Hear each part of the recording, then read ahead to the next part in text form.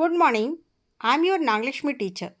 Today, let us see Day 1 Vidya Pravesh activities for Class 1 students. Language and literacy.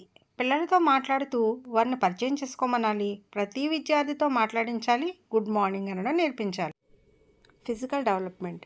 Teacher పిల్లలందరినీ గుండ్రగా కూర్చోబెట్టి బంతిని విసురుతూ ఒక్కొక్కరిగా పట్టుకోమనాలి.